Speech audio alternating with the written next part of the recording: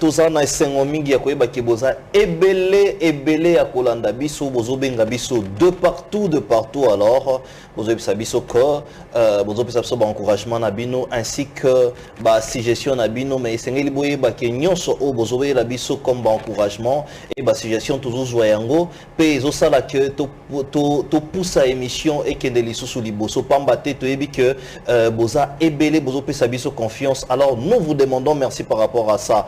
Alors pour Nalelo, tu es bino invité Yassika Oyo Bosengaki bien sûr, mais au Bozama Posa Yakoye Bamakanisi Naye Oyo déjà botine plusieurs questions. Oto Korele Awaye Azala qui bongo candidat président de la République, candidat maléré Lelo, mais to Sengeli to Yeba Nini Poussaki Azala candidat président de la République. Vision Naye à Congo Azala Kinini parce que tu es belé tant bazo Lelo homme politique congolais Azana vision mon côté. C'est ce que vous dites. Alors, tu retournes à ce qui vision Isaïki Nini, à la candidat, ce qui est président de la République, parce que tout le monde a un cycle électoral et les cas candidats qui ont failli être président de la République. Tu es bangoté à l'exemple d'Oscar Kachala, par exemple. Tu as représenté nos candidats, Oyo Tozana Lelo, Yazali docteur Noël Tiani, Mwadianvita. Tu peux s'y emboter. Beauté. Alors, Torolobana français plus spécialement parce qu'il y a Lingakamingi, le côté français.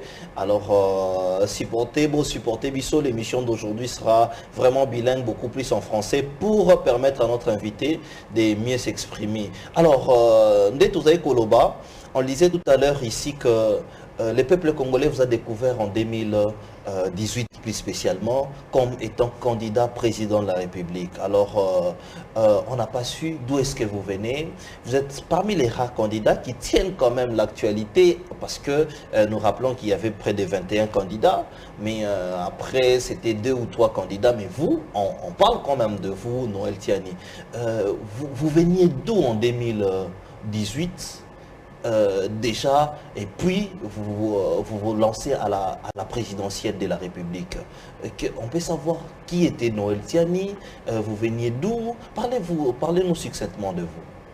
Oui, d'abord je voudrais vous remercier, je remercie Siloé Télévision de m'accueillir ici et de me donner l'occasion de m'adresser à nos compatriotes. Effectivement, j'étais candidat à l'élection présidentielle de décembre 2018. Mais j'ai une longue histoire avant cette élection présidentielle. L'histoire donc d'un petit garçon congolais qui était né à l'intérieur de la RDC. J'ai étudié en Ganajika dans l'actuelle province de Lomami jusqu'à terminer mon diplôme d'État. J'obtiens le diplôme d'État. Je viens à Kinshasa, le gouvernement du Zaïre à l'époque me donne la bourse du Conseil exécutif national, donc la bourse du gouvernement congolais, et m'envoie à l'étranger pour aller étudier. Avec l'idée que quand j'aurai terminé, je reviendrai pour me mettre à la disposition de la République. J'ai étudié à l'université de Liège en Belgique jusqu'à obtenir ma maîtrise en sciences économiques. Je m'en vais à l'université de Grenoble en France. Je fais un 3e cycle diplôme d'études supérieures spécialisées en gestion financière et fiscalité. Je quitte l'université de Grenoble, je m'en vais à l'Institut supérieur de gestion à Paris, où je fais un diplôme de finance internationale. Je quitte là-bas pour aller aux États-Unis. Je fais un MBA, Masters of Business Administration en banque et marché financier à Adelphi University à New York. Et je quitte pour revenir à Paris pour faire mon doctorat en sciences économiques avec concentration en banque et finance. Après avoir terminé toutes ces études-là, je suis allé à Harvard Business School aux États-Unis, où j'ai fait un diplôme postdoctoral en leadership et management.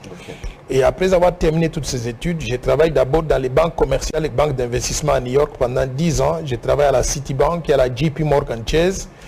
Je quitte après 10 ans pour entrer à la Banque mondiale à Washington, où je suis resté littéralement pendant 30 ans. J'ai quitté après 30 ans la Banque mondiale avec le titre de directeur de pays, couvrant plusieurs pays à travers le monde. J'ai été posté dans certains pays en Afrique, en Asie, dans les Caraïbes. Donc voilà grosso modo ce que je fais. Maintenant, au bout de tout cela, j'ai eu l'expérience de développer les pays, de travailler sur des visions de développement qui ont aidé beaucoup de pays à se développer, à sortir de la pauvreté. je me dis, je peux utiliser cette expérience-là, l'appliquer à mon pays, étant donné que la République démocratique du Congo, malgré toutes les ressources naturelles, j'ai trouvé que mon pays était mal géré. La population congolaise était la plus pauvre du monde. Okay. Et que rien ne marchait ici. Pourquoi cela? Pourquoi? Parce que j'avais estimé dans mon analyse que le leadership politique congolais était défaillant. Wana okoti na motivation etinda ki ozala candidat permettre na tuna ba question na lingala pona bato bazolanda biso population nyonso alanda émission oyo oza libre répondre en français wana okoti na motivation wana mais avant kota na motivation wana est-ce que au pays qui les pour et les contre pour être candidat na niveau présidentiel de la République? Bien sûr que oui, et d'ailleurs je vais vous dire que j'ai pesé tellement le pour et le contre et que je me suis préparé pendant très longtemps sans que personne ne puisse s'en rendre compte. Combien d'années? Au point où, je peux dire, j'ai commencé à me préparer vers les années 2003-2004, en présentant déjà à l'époque le brouillon de ce que j'ai appelé plus tard le plan Marshall de Noël Tchani pour la reconstruction et le développement de la RDC, qui est une véritable vision de développement pour développer le pays. Oui. Pour ceux qui nous suivent, qui voudraient peut-être s'en assurer, vous allez sur Google, sur Internet, mettez Noël Tchani, Plan Marshall, Jeune Afrique. Vous allez voir les premiers articles que j'ai publiés sur la vision de développement que j'avais pour le Congo en 2004 et 2003 et 2004. Donc, j'ai pesé pendant tout ce temps le pour et le contre. Entre-temps, en travaillant à la Banque mondiale, je voyage dans plusieurs pays. J'ai fait près de 85 pays différents. Chaque fois que je suis dans un pays et que je travaille sur ce pays-là, je regarde, je me dis, tiens, c'est ça qu'ils ont fait pour réaliser tel objectif. Et si je pouvais le faire chez moi, qu'est-ce que ça pourrait donner? Donc, j'ai analysé, j'ai fait une préparation minutieuse avant de prendre cette décision de me présenter aux élections présidentielles en 2018. Et je voudrais vous informer qu'avant 2018, la vision que j'avais préparée, je l'ai envoyée aux hommes politiques congolais, en me disant peut-être que vous pouvez l'utiliser. Moi, étant fonctionnaire international, je ne peux pas m'impliquer dans la politique chez moi. Donc vous avez utilisé cela. J'ai fait des propositions pendant plusieurs années. Déception. J'ai trouvé que la plupart des temps, ils étaient tête vide. C'est-à-dire des gens qui ne voient que leurs petits intérêts, qui ne voyaient pas du tout ce qu'il fallait faire pour aider la grande majorité. Est-ce que tête vide, les deux. C'est-à-dire, ils ne sont pas instruits, ils ne sont pas éduqués, ils ne sont pas formés, ils n'ont pas les compétences et l'expertise. Et en plus de cela, ils n'aimaient pas leur pays. Et certains de ces leaders-là, je me demandais même s'ils étaient réellement congolais, parce que s'ils étaient congolais, ils pouvaient trouver certaines des idées bonnes à mettre en œuvre. Par contre, ils ont pris tous les livres que je leur donnais avec la vision. Ils ont mis ça dans la poubelle et ils ont continué à fonctionner comme avant. Tu as un dossier en congolité, mais tu as tout les pour et les contre, parce que les réalité à l'élection, peut-être aux yeux expérience en 2018, mais motivation, non tant tout la motivation, Noël tient dans un parti politique, aux une structure politique mon côté, aux parlementaire debout au yayote, parce que aujourd'hui je rappelle que Batounia soit un parlementaire debout nango on a décidé na parlementaire debout et bandana yidepes bien sûr au mituna ma question te nani nga voter. Vous êtes mal informé. D'abord, j'ai un parti politique qu'on appelle la Force du Changement. OK. La Force du Changement, c'est un parti politique différent de tout ce que vous voyez sur la rue. C'est-à-dire qu'il y a des valeurs bien spécifiques et une vision de développement que nous voudrions mettre en œuvre. Quelles sont les valeurs que nous avons? La bonne gouvernance. Nous voulons lutter contre les antivaleurs, c'est-à-dire la corruption, le détournement des fonds publics, la prédation des ressources naturelles. Mobiliser toutes les ressources du pays, les mettre dans le budget national, avoir un gros budget et financer une grande vision de développement pour ce pays. Ça, c'est la première chose. Okay. Deuxième chose, investir massivement dans les ressources humaines congolaises. C'est-à-dire, j'ai réalisé, dans mon expérience à travailler sur les pays asiatiques, qu'un pays ne peut se développer, ne peut pas se développer parce qu'il a beaucoup de ressources naturelles. Pas parce qu'il a une grande superficie de terre. Le pays se développe parce qu'il a des hommes et des femmes bien intelligents, bien compétents, bien formés, bien éduqués, avec la capacité de concevoir et de mettre en œuvre des politiques sectorielles dans tous les domaines pour réaliser les objectifs que le pays se poursuit. Mais parti en qui est implanté dans l'ensemble de la République pour rassurer qu'il y ait compagnon dans l'élection.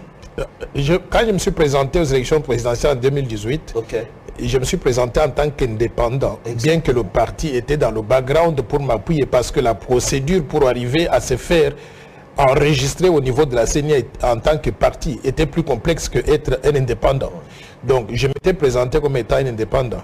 Mais je peux vous dire une chose, que depuis 2018 jusqu'à aujourd'hui, beaucoup de choses ont changé et beaucoup de gens seront très surpris.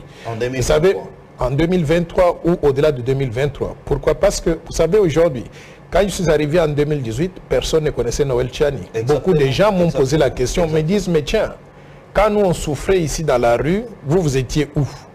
Tout le monde me disait que j'ai mangé les beefsteaks aux États-Unis pendant qu'eux ils trimaient dans la rue ici. Tout le monde me comparait à qui? À Oscar Kachala, qui avait tenté d'être aussi candidat à la présidence, qui était candidat à la présidence, qui n'avait pas gagné, qui a quitté le pays pour retourner aux États-Unis, déçu par la façon dont le pays était structuré et fonctionnait. Je suis venu, je me suis dit, je vais répondre à ces préoccupations de mes compatriotes. La première occupation, au lieu de faire comme Oscar Kachala de rentrer aux États-Unis, je me suis dit, je vais rester ici, je vais souffrir comme tout le monde. Les gens m'ont vu prendre, par exemple, des motos sur la rue pour marcher, pour me promener comme tout le monde. J'ai pris une moto 1 ou 2 fois, c'est très risqué, mais je l'ai fait. Au-delà de cela, les gens m'ont vu acheter aussi donc comment vous appelez ça là, les poulets grillés, des poulets maillots comme tout le monde, manger comme tout le monde. Donc j'ai acheté les kwanga comme tout le monde. Donc j'ai souffert au même titre que tout le peuple congolais. Maintenant que nous avons ces faiblesses-là qu'on avait en 2018 résorbées, je pense que nous sommes mieux préparés pour affronter l'avenir. Mais pour l'unité, au mécanique qu'on s'approprie, on a des problèmes avec les Kinois, les Congolais avant d'être candidat à la présidence, au Dingi que non, au Salango après. N'oubliez pas, n'oubliez pas que j'étais fonctionnaire international. Quand vous êtes fonctionnaire international, il y a des choses que vous pouvez faire et des choses que vous ne pouvez pas faire. Un, vous n'êtes pas autorisé à travailler sur votre propre pays.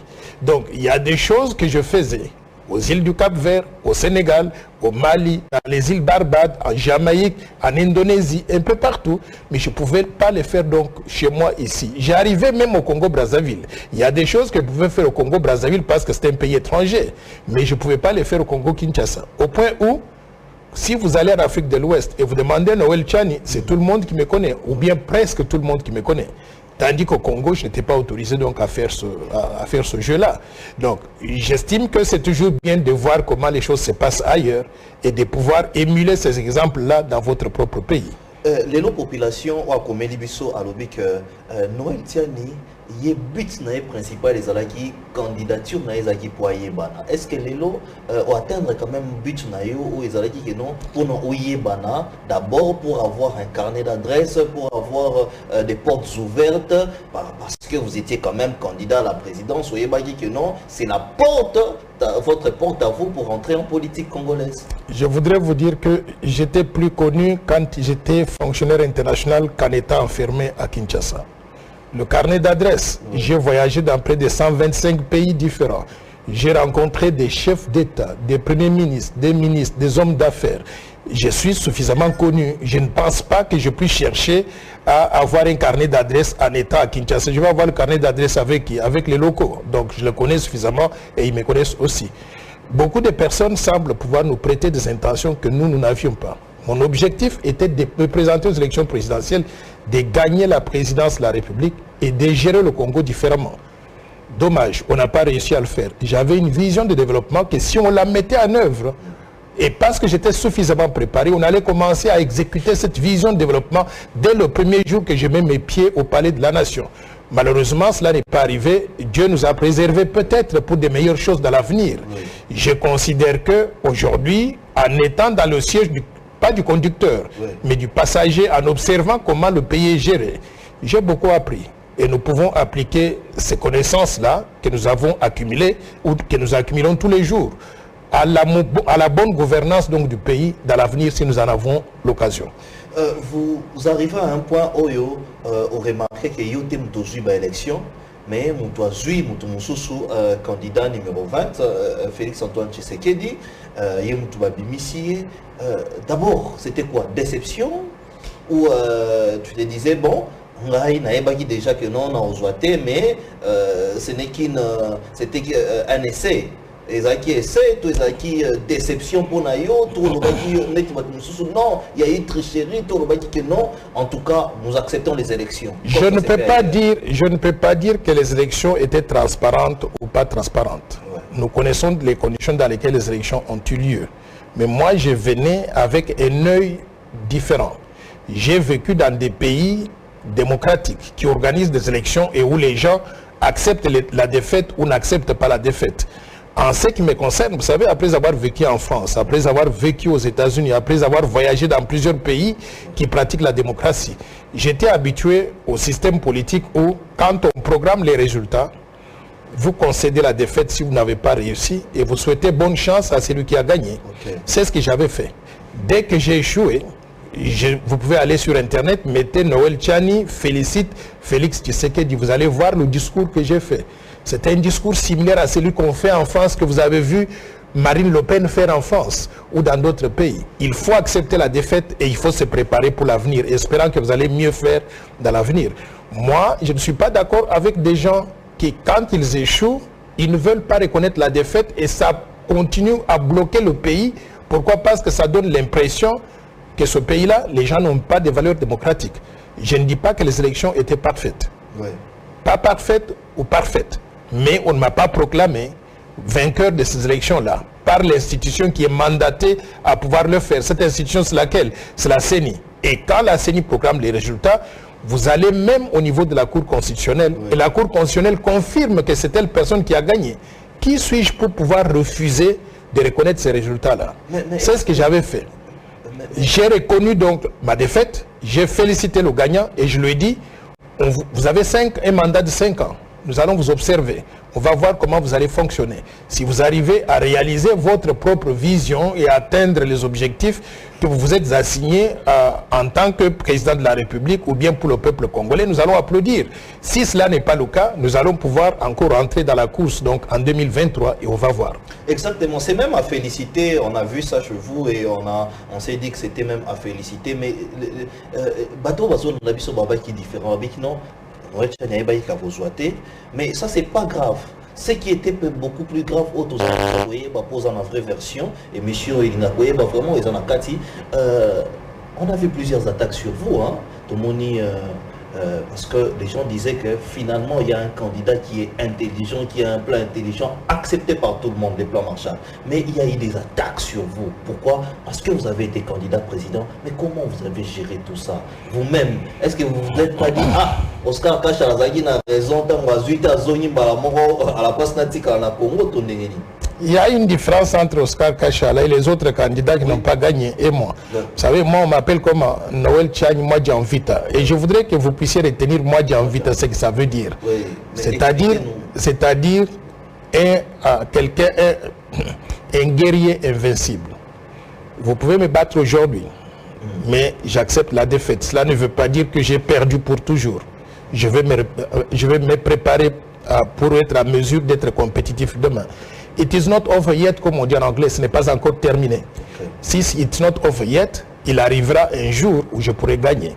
Alors pour cela, il faut apprendre à écouter les attaques, les critiques, les insultes, les tamiser, connaître qu'est-ce qu'on dit de vrai sur moi pour que je puisse changer et devenir meilleur. Ouais. Mais une fois que j'ai accumulé tout ça et que j'ai incorporé cela donc dans mon subconscient, dans mon analyse, et dans ma conception de ce que je dois faire pour l'avenir. Rassurez-vous, en fin de compte, je vais gagner. Mais nous, on n'entre pas là. Mais vous-même, en tant que personne, qu'est-ce que ça vous faisait? On n'entre pas dans le détail, mais... Ça dépend d'où viennent... Je donne l'exemple. Je propose une loi... la loi qu'on appelle la loi Tchani, le verrouillage de l'accès aux fonctions de souveraineté. Oui. J'ai dit que pour être candidat à la présidence et diriger la République, le candidat doit être congolais. Oui. Il doit être congolais de souche, c'est-à-dire de père et de mère. Et quand je dis ça, 99,9% des Congolais, ils applaudissent. Peut-être même pas 1%, 0,001%, quelques individus commencent à m'insulter. Ils m'insultent, ils racontent des mensonges, des bêtises. Alors, à la fin de la journée, j'observe pour voir mes compatriotes qu'est-ce qu'ils pensent. Et je vois que la majorité des Congolais, ils sont avec moi. En réalité, ils disent, ceux qui m'insultent là, ils disent, nous vous avons découvert, vous êtes des étrangers. Donc, ce genre d'insultes-là, moi, personnellement, ça ne me dit absolument rien. Je pense simplement que je suis... Loi Tianiwana, on doit cibler Moïse Katumbi, par exemple, quand vous parlez du père, des pères et des mères. Donc, on ciblait Moïse Katumbi et en retour, il y avait plusieurs attaques. Nous avons des niveaux d'instruction très différents. Les gens qui sont instruits, ils comprennent que quand on fait des lois dans un pays, la loi, elle est impersonnelle. Elle s'adresse à tout le monde. On pose la question, la loi va toucher qui? Va bénéficier à qui? La loi va bénéficier à 107 millions de Congolais que nous sommes. C'est ceux-là qui sont visés. Les Congolais dans leur ensemble. Si maintenant, dans le processus, il y a 1, 2, 3, 4 individus qui seraient affectés négativement à cause de la loi et qui pensent qu'on a fait la loi à cause d'eux, pour les barrer, c'est que ces gens-là ne sont pas très intelligents. Moi, je peux vous dire une chose, c'est que avant de pouvoir mettre cette loi sur la table, j'ai analysé plusieurs pays. Je me suis posé la question, est-ce que ce que je propose pour mon pays, nous serons le seul pays sur la planète, ou bien il y a d'autres pays qui l'ont fait? Et je vais vous donner quelques pays, quelques exemples. La Zambie, ici à côté.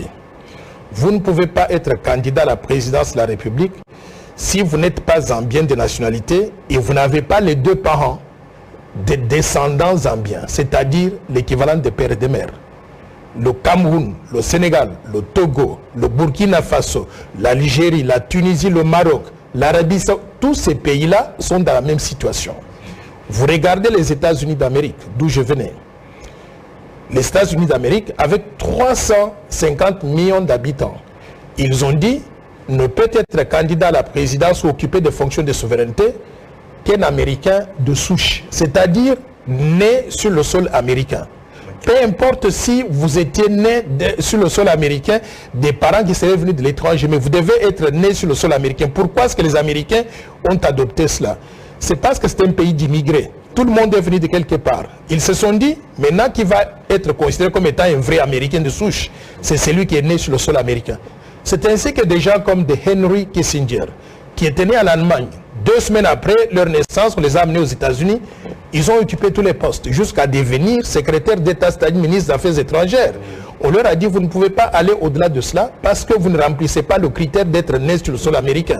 Arnold Schwarzenegger, qui était devenu gouverneur de l'État de Californie, il est venu donc d'Australie, il arrive aux États-Unis, très populaire. Il a occupé tous les postes jusqu'à devenir gouverneur de l'État de Californie, un grand État aux États-Unis. On lui a dit, vous ne pouvez pas aller au-delà de cela. Donc chaque pays a des règles pour protéger sa souveraineté. Quand on arrive au Congo, nous ne devons pas être n'importe quel pays où les gens peuvent venir de n'importe où, être des étrangers ou issus d'origine étrangère et arriver ici, dominer les Congolais, prendre la présidence, et une fois qu'ils vont prendre la présidence, ils vont balkaniser la RDC. Ils vont mettre la RDC sous la coupole, le contrôle donc des pays étrangers. Et nous devons éviter cela en tant que Congolais authentiques. Est-ce que Noël Tiani pense que, comme le disaient les autres, que nous avons quand même eu un président au Bazaya Congolais? Est-ce que Noël Tiani pense que la souffrance aux populations en Angolelo, c'est parce que les dirigeants vont diriger, tous les dirigeants congolais, ou Noël Tiani voit l'avenir? Que non, l'avenir c'est quoi? C'est Moïse Katumbi, Azana chance Mingi. Alors faisons tout pour les barrer la route. Les barrer la route comment? Au Solina Union sacrée pour barrer la route. Je vais vous dire une chose. Caché derrière cette loi. Je vais vous dire une chose. On a eu 5 chefs d'État. Si vous regardez bien, il y a eu des chefs d'État qui sont des fils de ce pays, qui ont mal géré le pays, pas parce qu'ils voulaient mal gérer le pays, mais parce qu'ils ne connaissaient pas mieux. Voilà. Mais on ne peut pas les blâmer parce qu'ils ne connaissaient pas mieux. Il faut regarder leur niveau d'éducation. La plupart d'entre eux n'avaient même pas fait l'université. Alors maintenant, il y a des gens qui, pendant aussi les 60 dernières années, ont eu des nationalités douteuses. Je ne voudrais pas aller très loin. Le président Kabila, on a jusqu'à présent questionné donc d'où il vient, en réalité. Mais c'est le président qui aura mal vendu ce pays aux étrangers. Ouais. Aujourd'hui, on est en train de récupérer donc les actifs qu'il avait vendus à ses copains, comme les Dan Kettler et consorts. Un vrai Congolais ne pouvait pas faire cela. Un vrai Congolais ne pouvait pas faire ça. Oui. Pendant tout son régime, on a connu des gens qui étaient, par exemple, comme le Bosco Tanganda, des Rwandais à qui on a donné des portions de terre à l'est de la République qui régnaient sur nos compatriotes, violés, tués, massacrés nos compatriotes.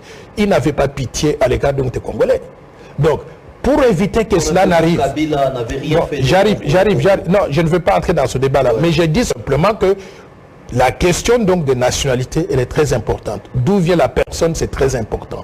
Moi, Noël Tchani, vous pouvez aller en Gandajika. Vous allez trouver que mon père vient d'un village qu'on appelle Benampiana. Vous allez voir mon père, mon arrière-grand-père, arrière-arrière-grand-père, jusqu'à 10 générations. Ma mère vient d'un village voisin qu'on appelle Benakaseki. Vous pouvez vérifier jusqu'à 10 générations.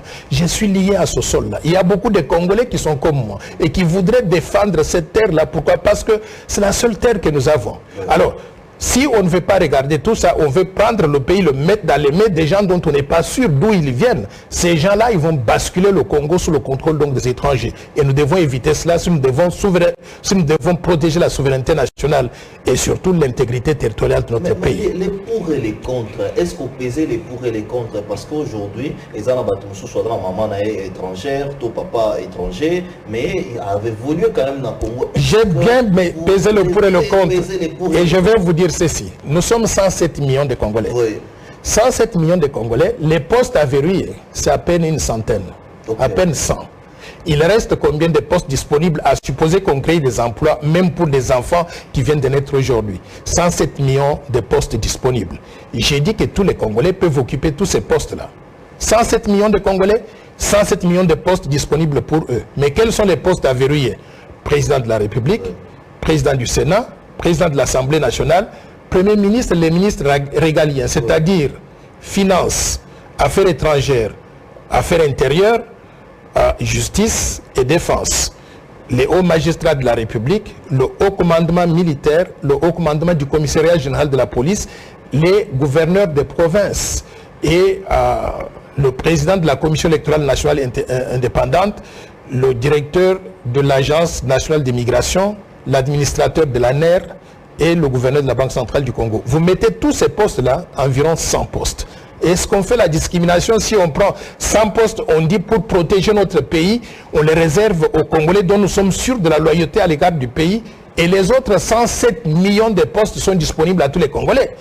Tous ces gens que vous mentionnez là, ils peuvent faire autre chose. Ils peuvent être présidents des clubs de football, ils peuvent être des hommes d'affaires, ils peuvent vendre des poissons, ils peuvent faire beaucoup de choses. Mais dire qu'ils vont seulement occuper... Je vais vous donner l'exemple.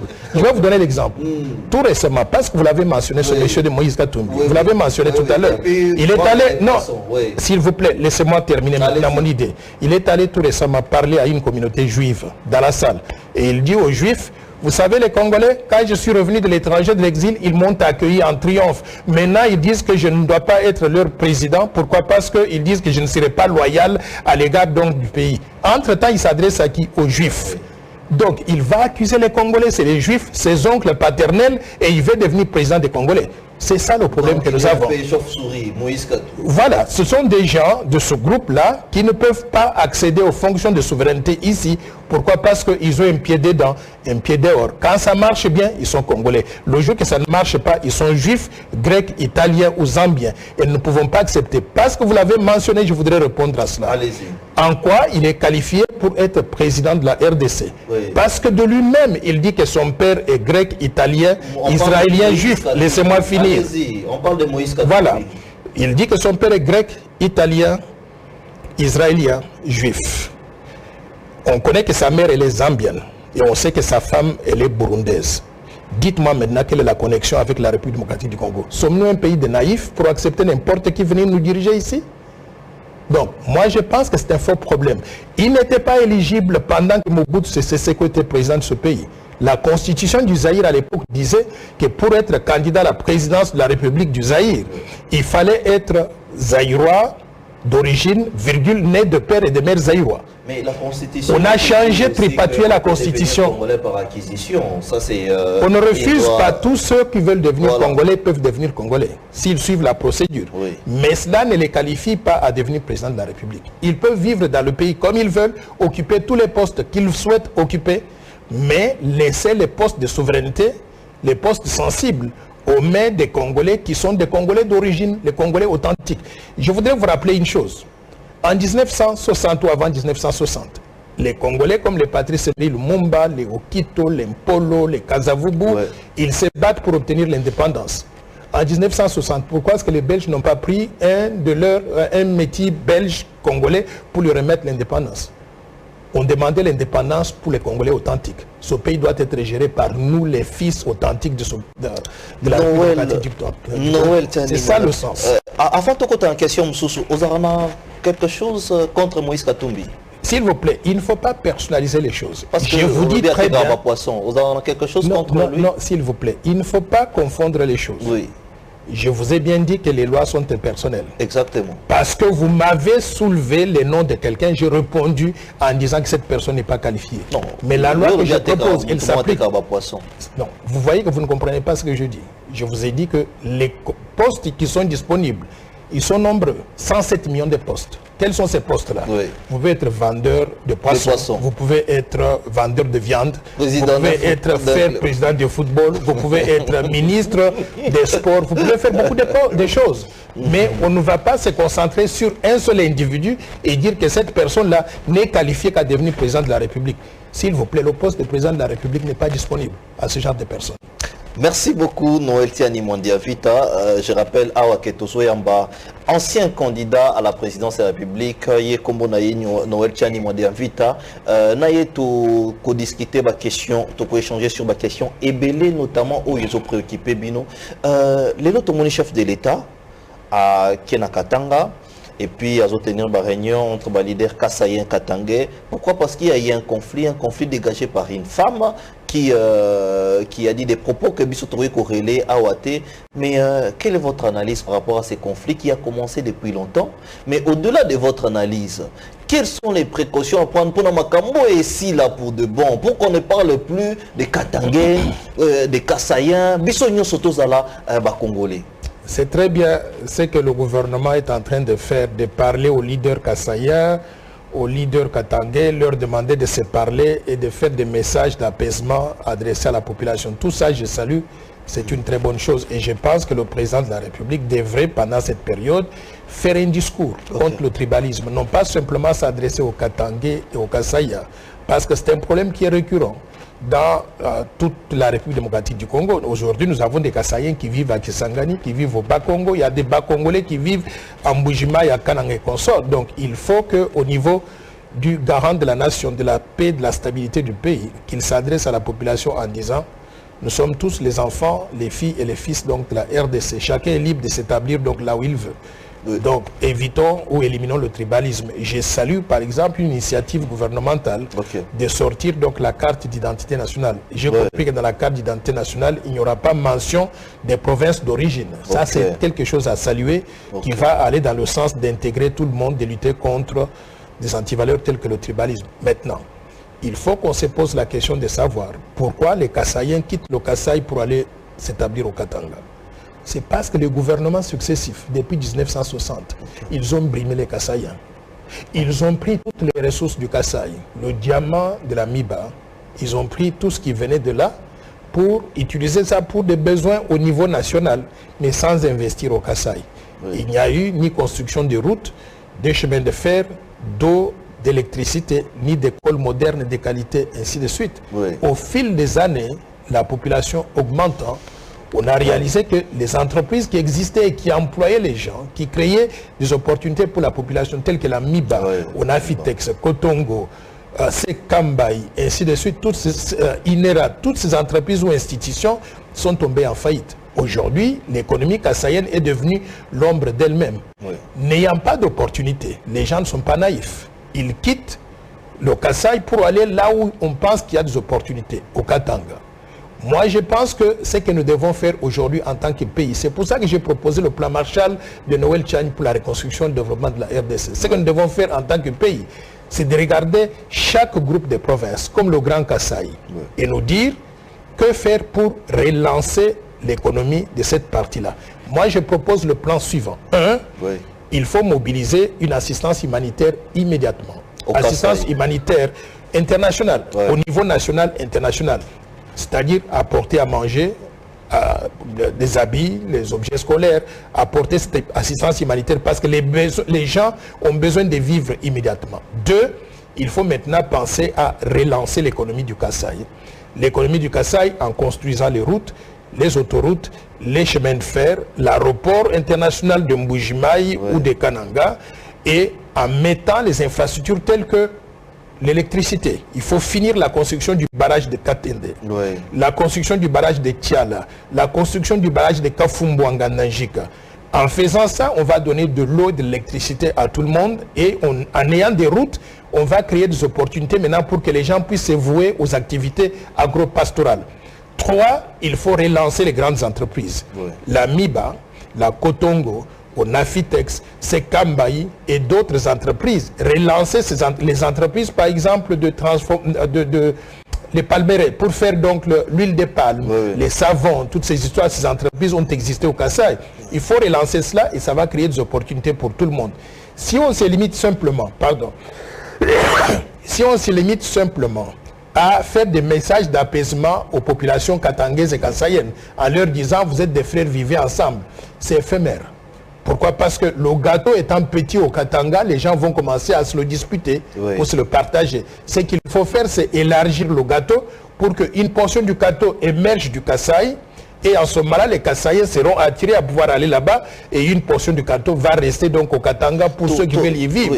Mais au-delà de cela aussi, ce que je propose pour ces deux communautés doit s'appliquer au Grand Équateur, au Grand Kivu, à la province orientale, au Bas-Congo.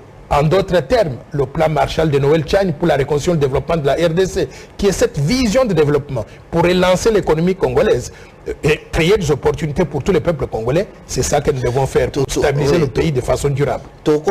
Mais par rapport à programme le programme est accentué dans le programme Chile, c'est insuffisant pour vous ou déjà il y a quelque chose qui s'est fait? Je vous dis que si ce programme-là avait une grande signification pour les Kasaïens, ils ne seraient pas en train donc de fuir le Kasaï pour aller au Katanga.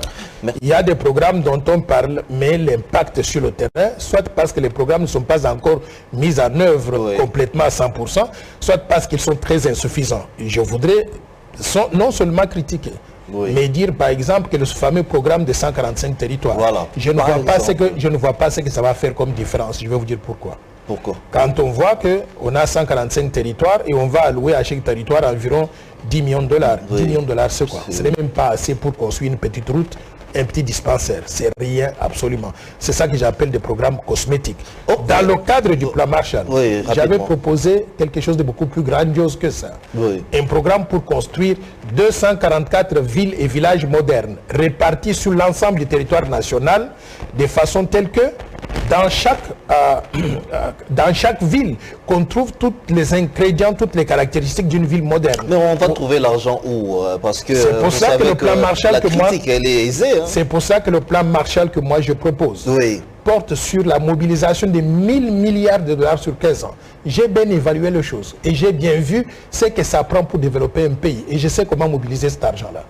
Je le sais. J'ai un instrument que j'ai développé pour mobiliser les 1000 milliards de dollars. Mais je vous réserve cela peut-être. Je vais annoncer cela vers la fin de l'année. Vous gardez ça au bon bien au Sabato Bazo Kambaté pour j'avais donné le plan Marshall. J'avais donné le plan Marshall tel que je l'avais conçu en 2018 au chef de l'État, Félix Antoine Tshisekedi, en lui disant je vous souhaite bonne chance, mettez-le en œuvre. Je n'ai pas vu ça aujourd'hui. Vous êtes déçu alors les lots par rapport... Je ne dis pas que je suis déçu ou pas. Je vous dis simplement que je lui avais donné ça en 2018. Je n'ai pas vu un début de mise en œuvre. Vous êtes donc déçu. J'ai actualisé le plan aujourd'hui. C'est devenu une machine beaucoup plus grosse que ça. Pour pouvoir développer la RDC en 15 ans. En faisant une grande mobilisation de la population congolaise pour mettre en œuvre chacune des composantes donc, du plan afin que le Congo passe du groupe des pays très pauvres qu'il devienne pays émergent à l'espace de 15 ans avec un PIB par habitant qui va évoluer de 450 $ aujourd'hui à environ 15 000 $ donc en 15 ans. C'est faisable. Mais les 1000 milliards de dollars en 15 ans, c'est possible de les mobiliser. Vous avez donné ces plans-là au président Félix-Antoine Tshisekedi. Aujourd'hui, la population est en train de souffrir. Aujourd'hui, il y a des problèmes au Kasaï. Aujourd'hui, le peuple n'a pas de courant, n'a pas d'eau. L'élo, Makamnion Soana, 3 ans passés déjà, et les 1 an du gouvernement Sama Lukonde. Vous êtes déçus ou pas? Non, si vous me parlez du gouvernement Samuel Lukonde, oui. Moi je voudrais vous dire ceci. Il est là depuis 1 an, j'ai vu l'autre jour, il a payé une émission à la télévision et Top Congo où il a raconté donc tout ce qu'il pense avoir fait. Moi aujourd'hui, si on me demande qu'est-ce que, si Samuel Lukonde, on vous demande aujourd'hui qu'est-ce qu'il a réalisé, oui. Au bout d'1 an, moi je ne peux pas vous dire un seul truc qu'il a réalisé. Je ne connais pas. Je ne connais pas un seul truc qu'il a réalisé. Je constate que la misère de la population reste totale. Oui. La pauvreté continue à être là. Je ne connais pas combien d'emplois ont été créés. Je n'ai jamais vu un gouvernement qui ne dit jamais combien d'emplois ont été créés. Et je vois que les quelques programmes qu'on a essayé de mettre en œuvre, ils pataugent. Donc, je ne connais pas ce que Samuel Lukonde a réalisé. Je constate simplement qu'il y a beaucoup de lourdeur au niveau de la primature. Il est plus lourd que le Premier ministre qui l'a remplacé, Ilunga Ilunkamba. Je ne connais pas la raison. Et pourtant, il est jeune. Il aurait dû être beaucoup plus dynamique. Regardez-moi, depuis qu'il est là, Premier ministre, on a combien de provinces? 26 provinces. Il a été dans combien de provinces? Au bout d'1 an, à peine peut-être 2 ou 3. Et je trouve que c'est malheureux. Ilunga Ilunkamba était cloué au sol. Moi, je me disais peut-être parce qu'il est vieux. Samuel Lukonde était plus jeune et beaucoup plus jeune, il allait être beaucoup plus dynamique que ça. D'ailleurs, nous avons, c'est une ironie parce que je constate que le président de la République est plus mobile. Il va en Arabie Saoudite, à Dubaï, il va partout, mais Samuel Lukonde est cloué donc au sol. Je ne comprends pas son problème. Donc, je ne peux pas vous dire aujourd'hui ce que Ilunga Ilunkamba, pas Ilunga Ilunkamba, Samuel Lukonde a réalisé en tant que Premier ministre. Donc son bilan, 1 an, je ne vois pas ce qu'il a fait. Un bilan mitigé. Non, ce n'est pas un bilan mitigé. Moi, je pense que c'est un bilan largement négatif. Largement négatif. Parce que je ne me rappelle pas d'une seule chose qu'il a réalisée, qu'il a faite. Alors, comment est-ce qu'il va être mitigé? Mitigé, j'allais dire, il a fait ça, ça, ça, ça, et peut-être ça reste à faire. Mais là, moi, je ne me rappelle pas d'une seule chose qu'il a réalisée. Donc, personnellement, je pense qu'il a un bilan largement négatif. Lorsque le ministre en fonction publique, par exemple, il dit que 22 000 agents sont mécanisés, lorsqu'on vous dit aujourd'hui qu'il y a même au niveau de l'enseignement, les enseignants sont payés, lorsqu'on vous dit par exemple aujourd'hui qu'il y a les salaires des policiers, même des derniers policiers qui ont augmenté, je vous ai parlé des zéro trous, tout ça, je vais juste choisir d'eau pour vous. Une seule chose que vous venez de mentionner, je voudrais en parler un tout petit peu, commenter sur ça. Le ministre de la fonction publique, il a dit qu'on a augmenté les salaires des fonctionnaires de l'État de 30% à 45% de mois d'avril jusqu'à... Voilà. Alors, moi, je pense que nous avons raté la cible. Parce que quand on augmente les salaires des fonctionnaires de l'État de 30 à 45%, les 30 à 45% s'appliquent sur une base. Et la base, c'est le salaire actuel. Les salaires actuels qui sont très bas. Quand vous prenez un salaire néant, vous y appliquez 30% d'augmentation, 45%, vous obtenez un salaire néant. Le pouvoir d'achat réel reste très négligeable. Moi, je me serais attendu à ceci. Je me serais attendu à ce que le gouvernement et le ministère de la fonction publique et le ministère du travail travaillent pour établir au Congo ce que j'appelle le salaire minimum garanti indexé. C'est-à-dire qu'on se dise, oublions les salaires actuels. Maintenant, quel est le niveau de vie qu'il faut, le niveau des salaires qui permettent à un travailleur, un policier, un enseignant, un médecin, ainsi de suite, de vivre correctement. Pardon. Dans le cadre du plan Marshall de Noël Tchad pour la construction et le développement de la RDC, j'avais établi ce salaire-là à 1 000 $ par mois. Si vous donnez à quelqu'un aujourd'hui, disons 200 000 francs congolais, parce qu'il gagnait 150 000 francs, vous lui avez ajouté 50 000 francs congolais. 200 000 francs congolais, ça fait combien? Ça fait 100 $. 100 $, rien que le transport aller-retour de chez lui jusqu'à la maison, ça lui prend pratiquement 50 $. Les 50 $ qui restent, est-ce qu'il peut acheter à manger? Est-ce qu'il peut payer le loyer? Donc, on fait des augmentations des salaires, on se contente des pourcentages, mais les gens ne vivent pas des pourcentages. Les gens vivent du vrai pouvoir d'achat. Et le vrai pouvoir d'achat aujourd'hui, je considère qu'il est 0. C'est là que je dis merci beaucoup au ministre de la fonction publique, merci beaucoup le gouvernement Samuel Lukonde, mais retournez à l'école, refaites les calculs, parce que vous avez fait vous êtes parti sur des fausses bases qui ne vont pas améliorer le pouvoir d'achat des Congolais. Merci beaucoup. Tori Kokatate, sans que Torum Nasuka émission, Torum entendre vers la fin. Tori Kokatate pour parler des élections. Vous avez l'expérience, il y a élection par rapport à l'élection 2018, bien sûr. Toujours qu'il est vers l'élection 2022. Il y a des bosses noté une contradiction entre président Asseni et la ministre des Finances. Il y a mis balé cette loi électorale qui va donner naissance aux élections, bien sûr. Tout le monde y FCC, bimina parlement. Quelle est votre analyse par rapport aux élections? Ça, c'est de un. De deux, est-ce que à l'horizon, quand vous voyez les choses, vous pensez qu'on aura des bonnes élections ou on aura des élections en 2023? Bon, les élections en 2023, c'est une question de volonté politique. Volonté politique. Et j'ai suivi avec intérêt les déclarations de Denis Kadima, le président de la CENI. Je pense qu'il est en tournée à l'est de la République, dans les Kivu. Oui. Et il a dit que lui, il estime que le calendrier électoral qu'on a annoncé pour avoir les élections au plus tard en 2023, à la fin de l'année 2023, oui. Il estime que cela aura lieu si on lui donne des moyens. Oui. Tout ce que moi, et puis j'ai entendu donc ce brouhaha entre le ministère des Finances et la CENI, moi je pense qu'à ce niveau-là, on doit pouvoir gérer les affaires de l'État de façon responsable, pas pouvoir aller sur les antennes des radios, des télévisions, donc dire qu'il n'y a pas d'argent, on avait donné l'argent, que ce n'est pas arrivé à la CENI. Tout ça, je crois que c'est enfantin. Tout ce que moi je demande, c'est que le gouvernement qui doit disponibiliser des moyens, doit donner les moyens à la CENI.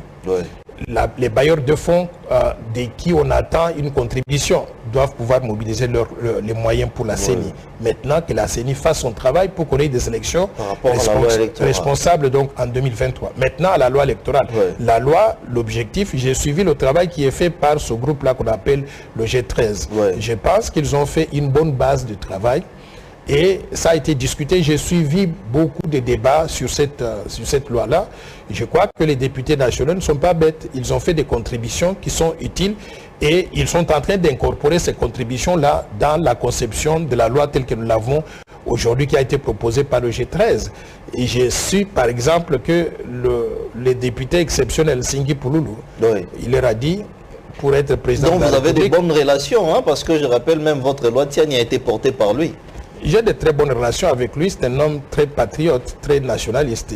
J'ai beaucoup de relations avec beaucoup d'autres députés, je ne dois pas donner toute la liste des personnes ici.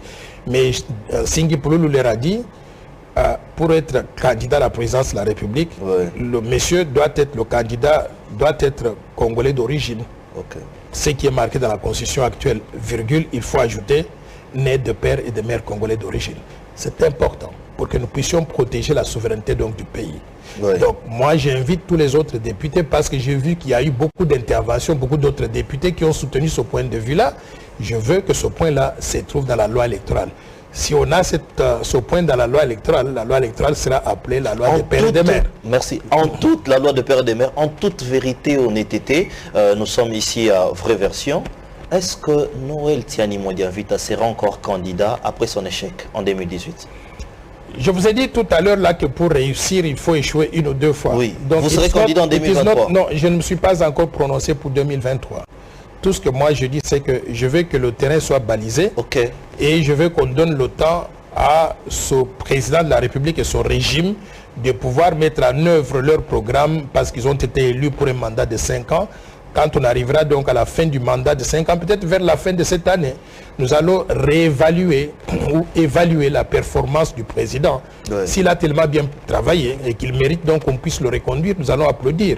Mais si on estime que les choses ne sont pas faites comme on aurait souhaité et que nous pensons que nous pouvons faire mieux que lui, en ce moment-là, on va annoncer la décision concernant 2023. Mais pour l'instant, je pense que c'est trop tôt de se prononcer. Nous sommes arrivés à la fin de l'émission, mais une dernière question. Lelo, la toile, il a propos à Gilles Alinguete. Il a craché sur les morts qui a tous les jours à l'Est. J'ai vu même des gens qui demandent au chef de l'État de chasser Gilles Alinguete et de les mettre dehors. Quelle est votre analyse, premièrement, par rapport aux propos de Gilles Alinguete? Deuxièmement, parce que Gilles Alinguete s'est dit qu'il était devant les investisseurs, donc il voit le Bakar Malamou ya Congo. Qu'est-ce que le Congo aujourd'hui peut faire pour attirer les investisseurs dans la RDC? Deux questions pour finir. Je vous ai dit que j'ai vécu aux États-Unis pendant très longtemps. Exactement. Je peux regarder les Américains et penser, deviner ce qu'ils pensent. Okay. Les Américains sont très bien informés de la situation au Congo. Okay. Et surtout quand ils sont des hommes d'affaires. Ils suivent donc ce qui se passe au Congo beaucoup plus que les Congolais qui sont sur place. Donc, si aujourd'hui, le monde entier sait qu'il y a une guerre à l'Est, une guerre, si je peux dire, qui traîne depuis des années, des décennies, qui a fait pratiquement 7 à 10 millions de morts. Et si quelqu'un sort du Congo en disant qu'il n'y a pas de guerre chez nous, il n'est pas crédible. Les gens ne vont pas croire à cela. Okay. Donc ces gens-là, ils connaissent exactement qu'il y a une guerre à l'Est. Et moi, j'aurais souhaité pour la mémoire, le respect de tous ces gens qui sont morts là, que Jules Alenqueti ait dit, par exemple, à cette audience-là, je vous demande de conserver une minute de silence pour nos 10 millions de morts qui ont été causés par ces aventures-là qui viennent de Kigali et de l'Ouganda, oui, et qui continuent donc jusqu'à aujourd'hui. Oui. Mais je voudrais aussi relativiser les choses. Il ne faut pas crucifier Jules Alenqueti.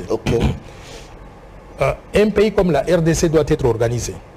Qui doit aller à l'étranger pour chercher des investisseurs? Ce n'est pas n'importe qui.